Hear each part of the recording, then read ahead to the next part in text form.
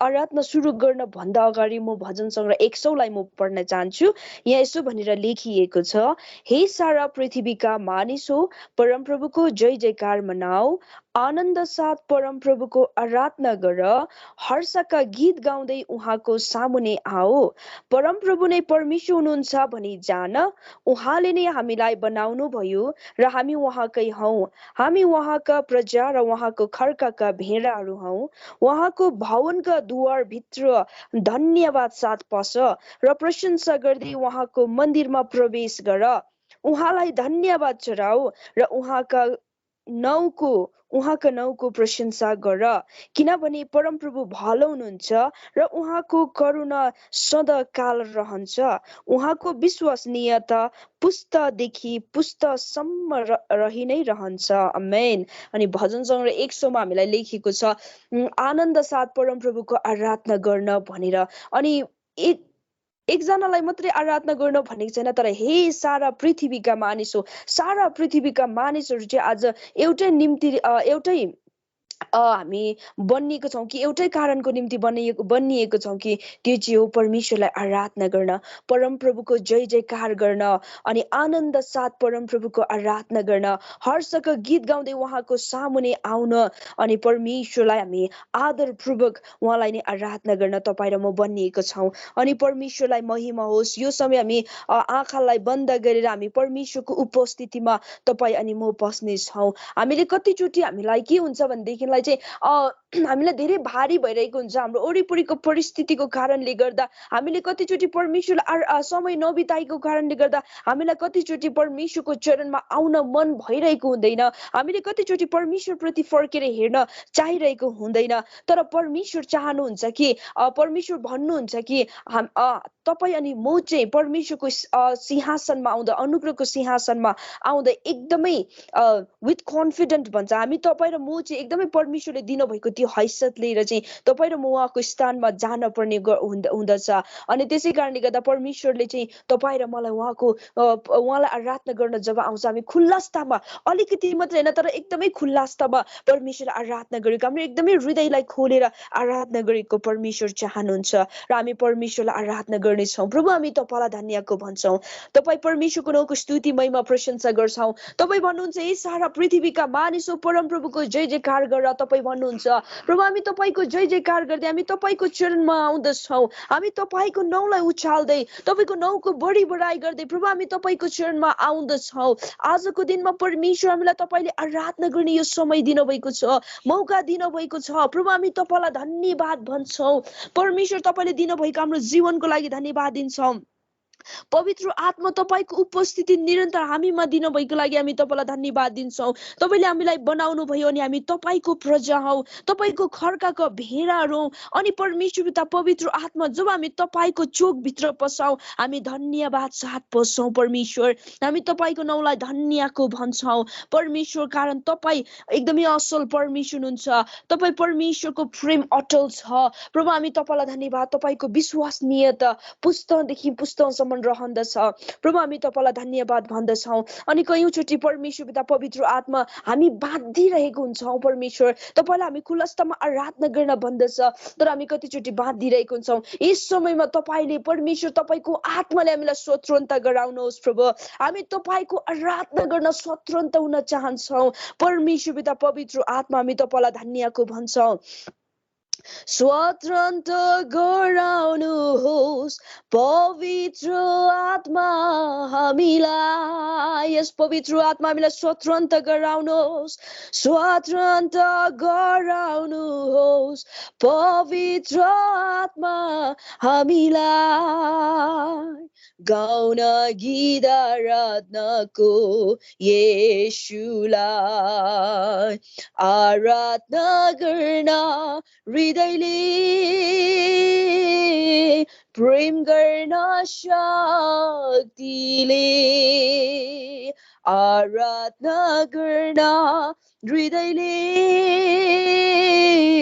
प्रेम गर्न शक्तिले yes lord प्रभु परमेश्वर पिता पवित्र आत्मा हामीलाई स्वतन्त्र गराउनुहोस् तपाईलाई आराधना गर्न यस समय तपाईले हामीलाई स्वतन्त्र गराउनुहोस् पवित्र आत्मा तपाईले हामीलाई स्वतन्त्र गराउनुहोस् स्वतन्त्र गराउनुहोस् पवित्र आत्मा हामीलाई यस जिजस येशू स्वतन्त्र गराउनुहोस् पवित्र आत्मा हामीलाई गाउन गीत आराधनाको येशूलाई आराधना गर्न हृदयले प्रेम गर्न शक्तिले आराधना गर्न हृदयले प्रेम गर्न शक्तिले यसले जिजस हालेलुया येशू येशू तपाईले हामीलाई आराधना गर्न तपाईले हाम्रो हृदयलाई तपाईले खोल्नु भएको छ पवित्र आत्मा तपाईप्रति तपाईको उपस्थितिले तपाईको अभिषेकले हामीलाई स्वतन्त्र गराउनु भएको छ तपाईको परमेश्वर आत्माले हामीलाई खुल्लास्तमा तपाईको अनुग्रहको सिंहासनमा आएर आराधना गर्ने हृदय दिनु भएको छ हामी तपाईलाई धन्यको भन्दछौं परमेश्वर पिता पवित्र आत्मा हामी तपाईलाई धन्यको भन्छौं तपाईको नामको स्तुति महिमा प्रशंसा जय जयकार गर्छौं प्रभु हामी तपाईलाई धन्यको भन्छौं तपाई स्तुति प्रशंसा आराधना भक्तिका योग्यको परमेश्वर हामी तपाईलाई धन्यको भन्छौं हे राजा पिता परमेश्वर हामी तपाईलाई धन्यको भन्दछौं परमेश्वर पिता पवित्र आत्मा मैं जहाँ हूँ तेरी योजना है मैं जैसा हूँ तेरी रचना हूँ मेरा जीवन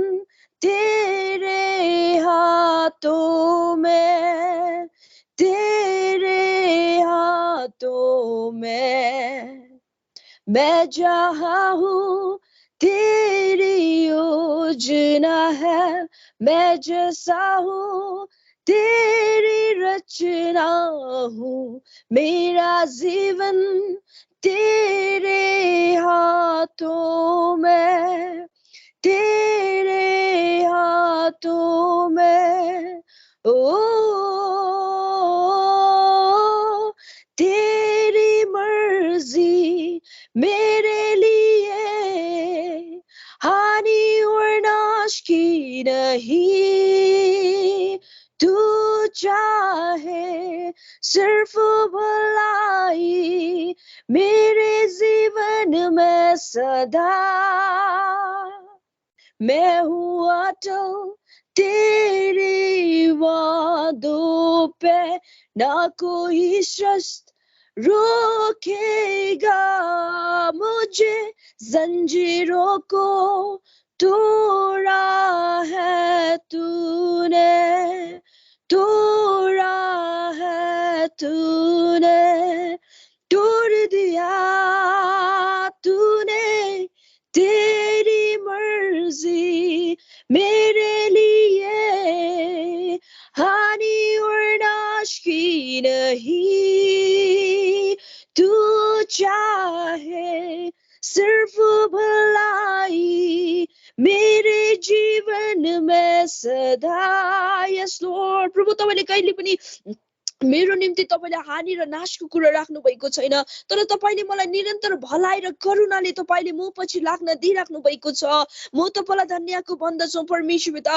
मेरो जीवनबाट म सदाकाल तपाईको नि महिमा गर्दछु परमेश्वर पिता पवित्र आत्मा तेरी मर्जी मेरे लिए हानि और नाश की नहीं तू चाहे सिर्फ भलाई मेरे जीवन में सदा यस लॉर्ड प्रभु सदाकालको निम्ति तपाईले मेरो भलाई चाहनुहुन्छ तपाईको करुणा र कृपा हामीमा निरन्तर दिनुहुन्छ प्रभु हामी तपाईलाई धन्यको भन्छौं परमेश्वर पिता पवित्र आत्मा हामी तपाईलाई धन्यको भन्दछौं हालेलुया हालेलुया येशू महिमा तपाईलाई महिमा येशू तपाईलाई महिमा येशू तपाईलाई परमेश्वर हामी तपाईलाई धन्यको भन्दछौं सिर्फ भलाई हे तेरी मर्जी मेरी भलाई हे तेरी मर्जी। यस लर्ड प्रभु तपाईले हामीलाई निरन्तर भलाइ दिनुहुन्छ।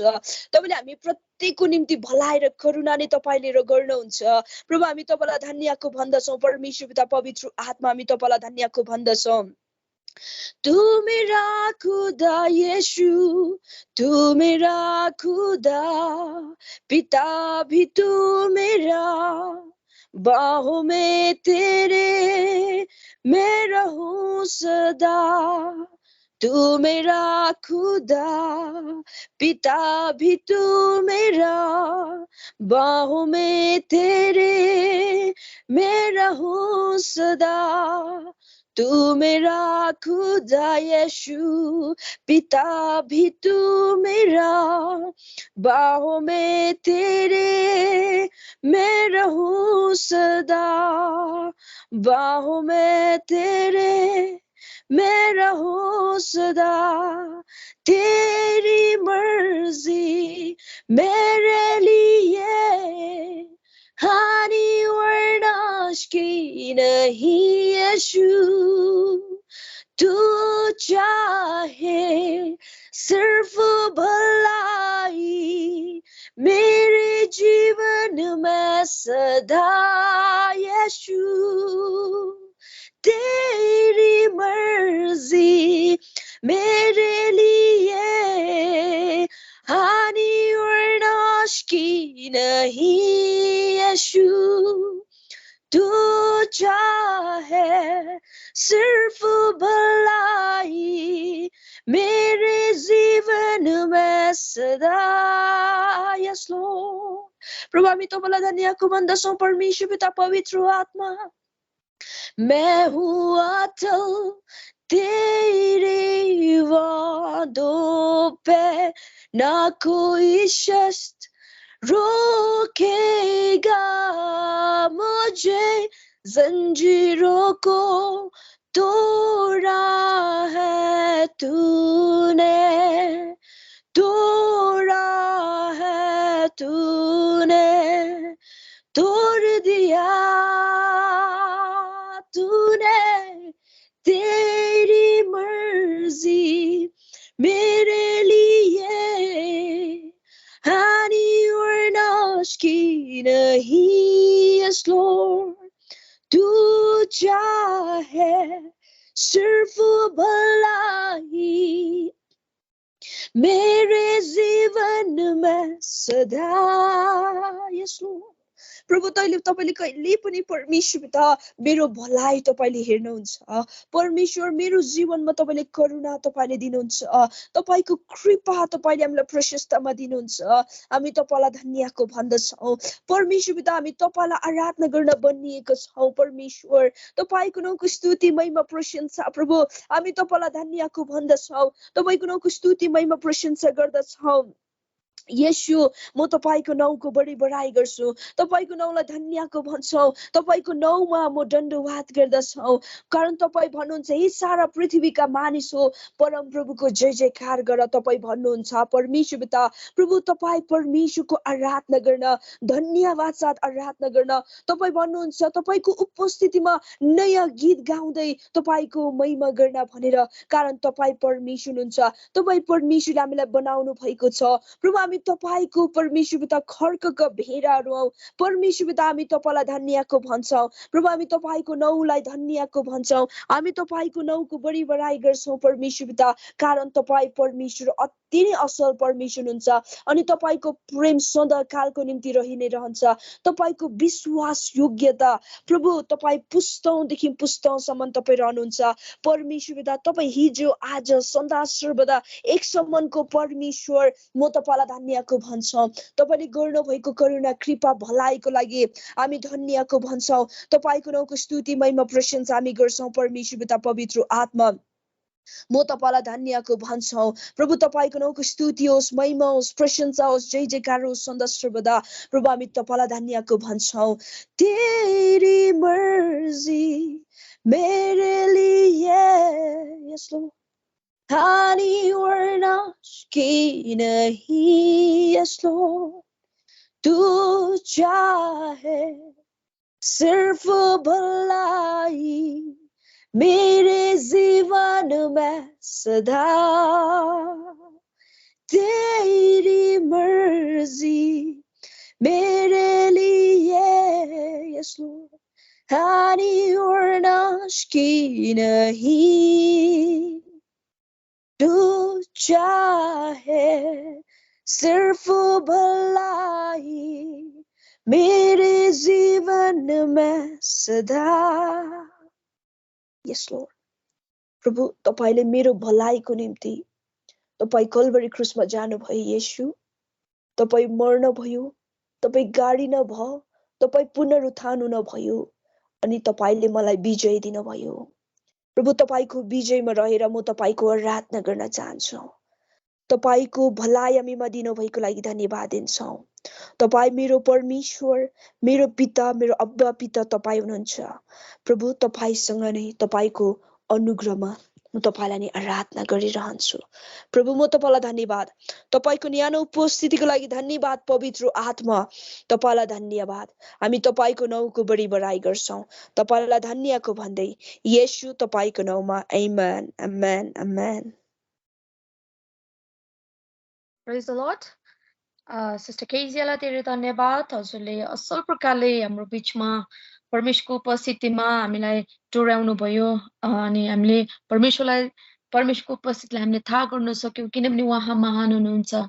उहाँ कति भलाइले भरिएको परमेश्वर हुनुहुन्छ अनि उहाँ जहिले पनि हामीलाई क्षमा गर्नुहुने परमेश्वर, अनि उहाँलाई हामीले यसगरी उहाँको उपस्थितिमा रहेर धन्यवाद प्रशंसा दिन सक्यौँ। धेरै धन्यवाद सिस्टर केजियालाई, परमेश्वरले आशिष दिएको हुन्। अनि हामी यो समय फेरि पनि हाम्रो लागि एकदमै असल समय छ। उहाँ परमेश्वरको आवाजलाई हामी आज सुन्नेछौँ अनि उहाँको वचन हाम्रो आत्मिक मनमा हामी लिनेछौँ, हाम्रो हृदयलाई तयार गर्नेछौँ। अनि परमेश्वर आज हामीसित कुन वचनद्वारा बोल्नु चाहनुहुन्छ हामी त्यो वचनलाई लिनेछौँ। अनि यो समय I would like to give this time to pastor Herbert Bernard. So it's your time pastor, you can take the time. Praise the Lord. सभी को जय मसीह की। परमेश्वर आप सबको आशीष करे। मैं एक बार दोबारा परमेश्वर का धन्यवाद करता हूं कि परमेश्वर ने हमें एक बार दोबारा अपनी उपस्थिति में लाए। खासकर मैं दोबारा स्काई प्रेयर मिशन का और साथ सिस्टर का और पास्टर शिमोन का मैं धन्यवाद करता हूं। परमेश्वर ने ये मौका दिया। मैं विश्वास करता हूं आज परमेश्वर बहुतों के जीवन में अद्भुत काम करने जा रहा है। आज परमेश्वर बहुतों को चंगा करेगा। आज परमेश्वर बहुतों की समस्याओं को दूर करेगा। तो आइए हम सरों को झुकाएं, अपनी आंखें बंद करें, अपने आप को प्रभु के हाथों में सौंपे, परमेश्वर से प्रार्थना करें। प्रभु आज हम एक बार दोबारा तेरे चरणों में आए, एक बार दोबारा प्रभु हम तेरी उपस्थिति में आए। परमेश्वर प्रभु जी एक बार दोबारा आपसे प्रार्थना करते हैं अपने वचन के द्वारा। अपने प्रभु जी अपने वचन के द्वारा आप हमसे बातें करना। हो परमेश्वर जिस प्रकार से बारिश होती है, जमीन को गीला करती है, खाने वाले को भोजन और बोने वाले को बीज देती है, और आपने कहा वैसा ही मेरा वचन भी होगा। जिस काम के लिए मैंने भेजा है उस काम को प्रभु पूरा करे। तो सर्वशक्तिमान पिता परमेश्वर मैं अपने आप को तेरे हाथों में सौंपता हूँ। जो वचन मुझे आपने दिया पिता, उस वचन को प्रभु स्वर्गीय पिता तेरे लोगों को बताने के लिए, पहुंचाने के लिए मुझे हियाब दे, मुझे सामर्थ दे, मुझे शक्ति दे, मुझ पर अनुग्रह कर प्रभु, ताकि मैं आपके वचन को वैसे ही बता सकूं जैसा आज आप मुझसे चाहते हैं, और तेरे बच्चे आज के वचन को प्रभु परमेश्वर वैसी सुने समझे जैसा आज आप चाहते हैं यीशु मसीह के नाम से। इसलिए पिता मैं हर एक भटकाने वाली आत्मा, चुराने वाली आत्मा, विरोध करने वाली आत्माओं को पिता पुत्र पवित्र आत्मा के नाम से बांधता हूं, हुक्म देता हूं हमारे बीच से दूर हट जाए और दोबारा कभी ना आए। पिता आज अंधे देखे, गूंगे बोले, बहरे सुने, और प्रभु बीमार लोग चंगे हो जाए यीशु मसीह के नाम से। और जो तुझसे दूर है डैडी, आपसे प्रार्थना है आज तेरे वचन के द्वारा वो आपके नजदीक आए। पिता मैं धन्यवाद करता हूँ, प्रार्थना उत्तर दिया, मांगता मैं उद्धार करता जीवित यीशु मसीह के नाम से, आमीन, हालेलुया। आइए मेरे साथ मरकुस अध्याय 10 का 46, मार्क चैप्टर 10 वर्स 46 to 52 में हम आज इस वचन में से बात करेंगे। परमेश्वर इस वचन के द्वारा आपको आशीष करे, इस वचन के द्वारा प्रभु आपको सामर्थ दे, इस वचन के द्वारा प्रभु आपको हियाब दे यीशु मसीह के नाम से। और आज का विषय अगर मैं लूं, उसका विषय अंधे बर्तिमाई को चंगाई मिलना। हालेलुया। एक ऐसे व्यक्ति को जो जन्म से अंधा था, ऐसे व्यक्ति को जिसका जीवन में अंधकार था, जिसके जीवन में कोई खुशी नहीं थी, और यहाँ तक कि लोगों ने भी उसे भीख मांगने के लिए यरीहो के नगर के बाहर छोड़ दिया करते थे, और उस व्यक्ति के जीवन में प्रभु ने काम किया। और आज हम सिस्टमैटिक तरीके से देखते हैं किस प्रकार उस व्यक्ति ने प्रभु की चंगाई पाई, किस प्रकार उस व्यक्ति ने परमेश्वर के सामर्थ को पाया और कैसे उसके जीवन में समस्या हटी।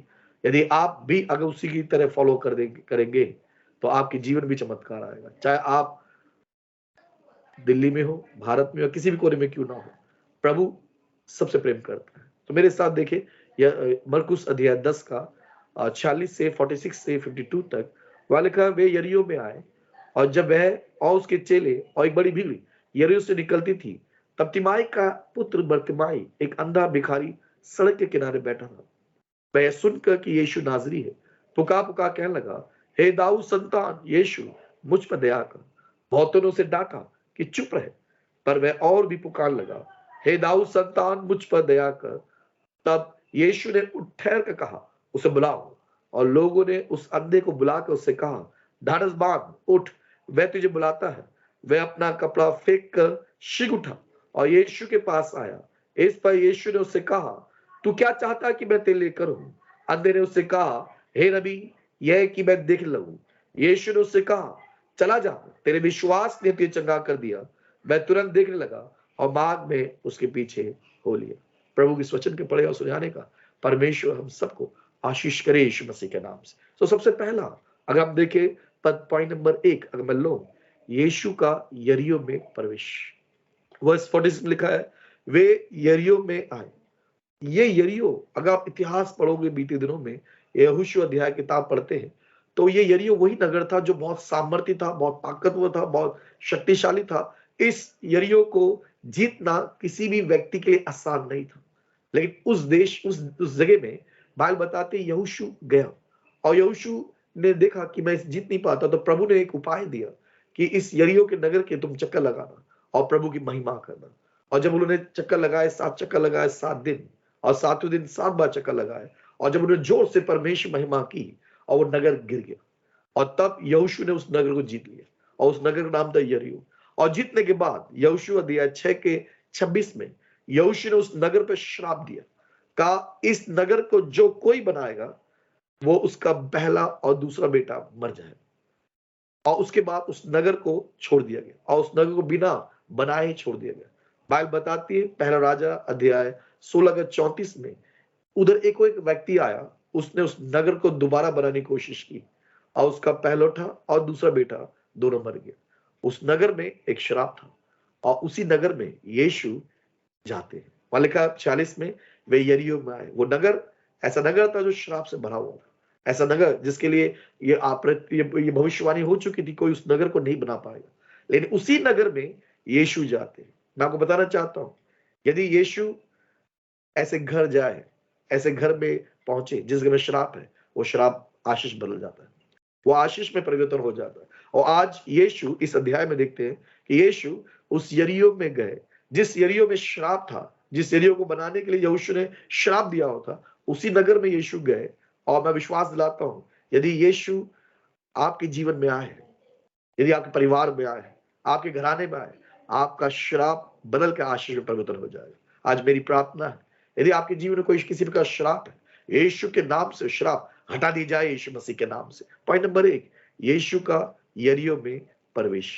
जब लिखा 45 में वे यरीहो में आए और जब और उसके चेले और एक बड़ी भीड़ यरीहो से निकलती थी, तब तिमाई का पुत्र बर्तिमाई एक अंधा भिखारी सड़क के किनारे बैठा था। बाइबल बताती उसी नगर के किनारे में, उस किनारे सड़क के किनारे में एक अंधा व्यक्ति बैठा था, उसका नाम बर्तिमाई है।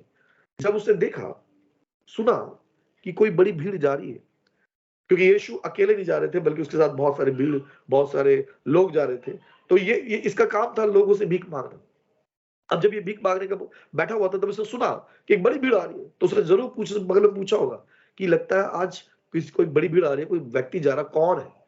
तब लोगों ने उसे बताया होगा कि यीशु परमेश्वर का पुत्र, यीशु नाजरत का परमेश्वर का एक दास है। पॉइंट नंबर 1, यीशु का यरीहो में प्रवेश।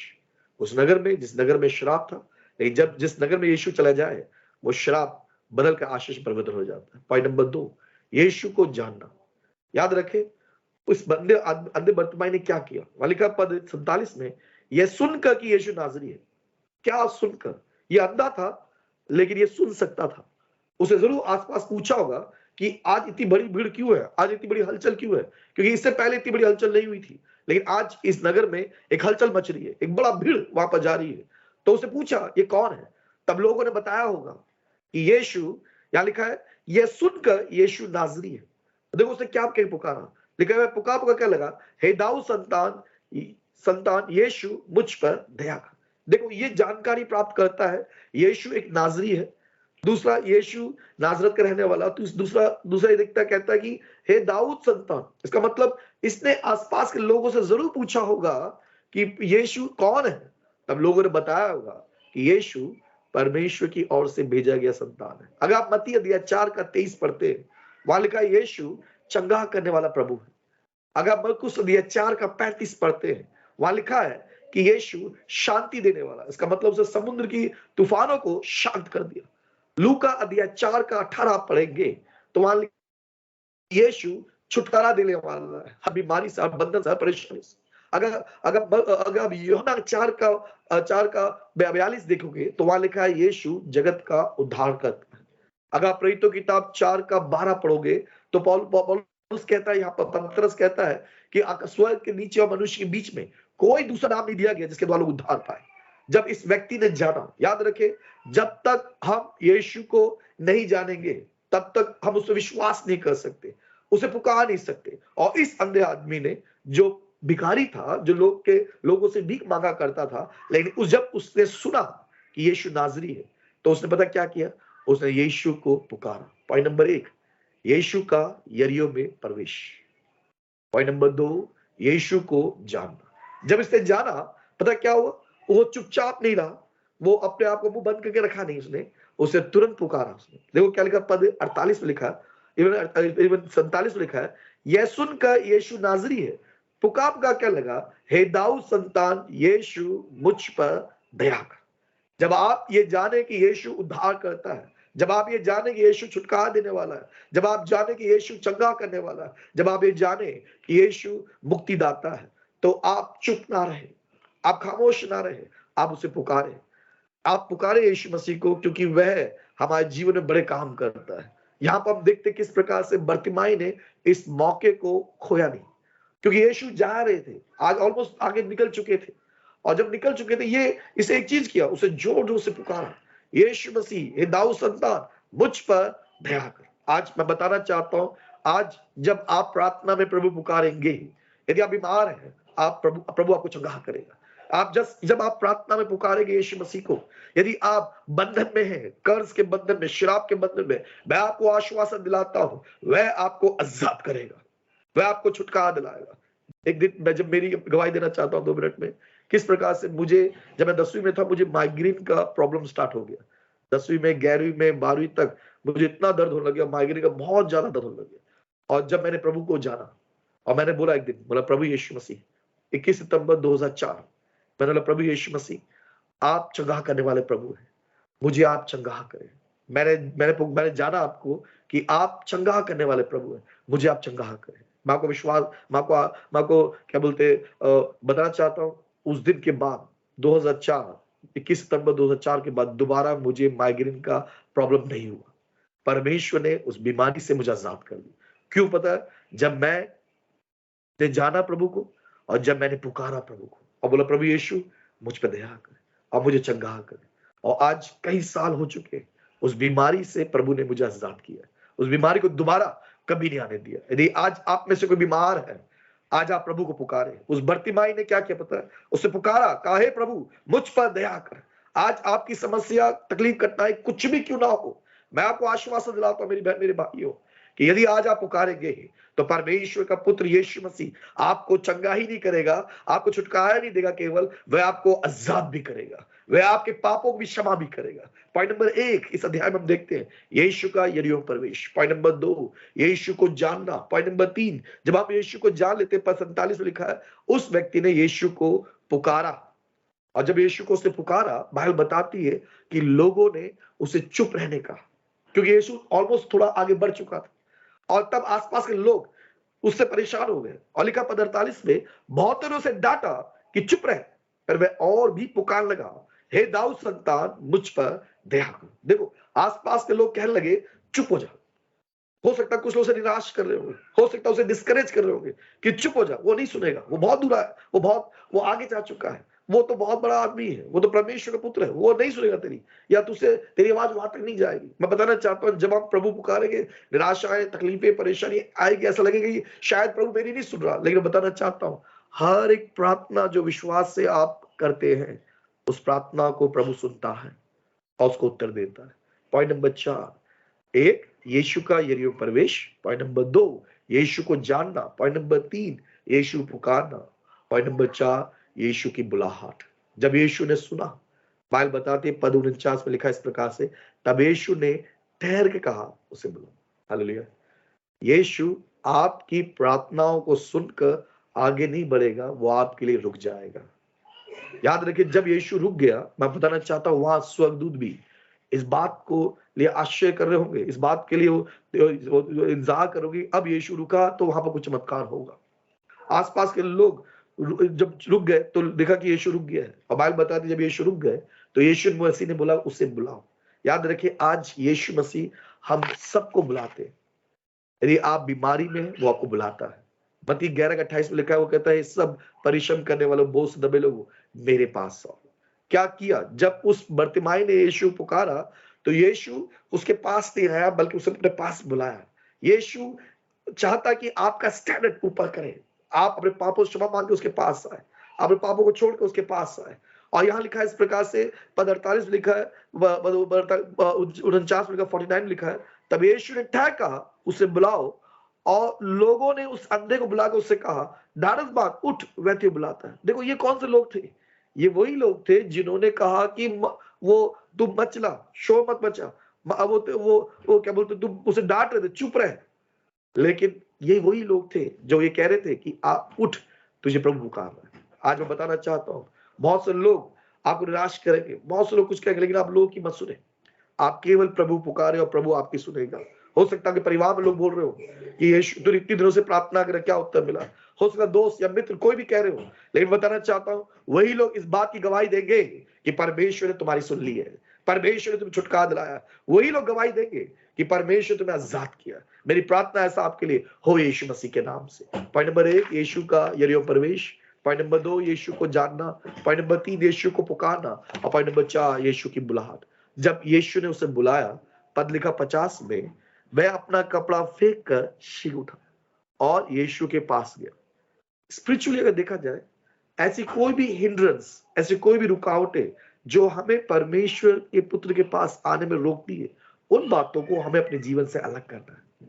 याद देखिए, फिजिकली उसने क्या किया, ऐसे कपड़ा जो उसे लपेटा हुआ था, जो शायद यीशु के पास जाने में से रोक रहा था या रुकावट थी, उसे तुरंत उठा और उसे उठाकर फाड़ फेंका और फिर यीशु के पास गया। आज ऐसी कोई भी पाप, ऐसे कोई बुराई, ऐसे कोई भी अपराध अगर आपके जीवन में है, यीशु बुला रहे हैं, लेकिन यीशु आपसे चाहते कि आप उन पापों को छोड़ें।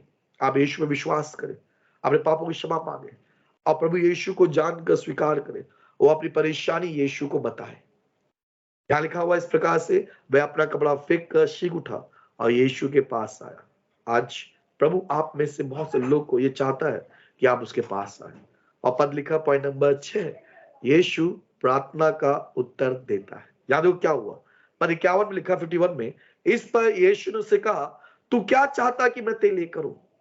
अंधे ने कहा, हे प्रभु, हे रबी, यह कि मैं देख लूं। यहाँ पर यीशु ने उसे पूछा, तू क्या चाहता है मैं तेरे लिए करूं?